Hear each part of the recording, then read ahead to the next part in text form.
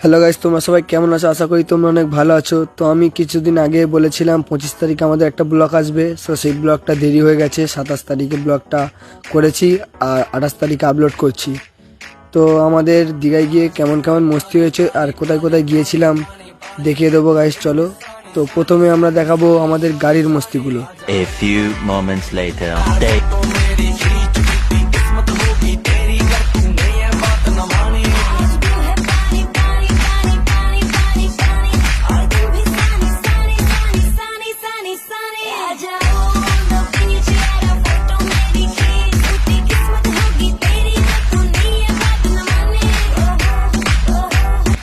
তো এখন আমাদের দেখাবো দীঘায় গিয়ে কোথায় কোথায় বেড়াতে গিয়েছিলাম। তো চলো বেশি না দেরি করে সেগুলো দেখানো যাক।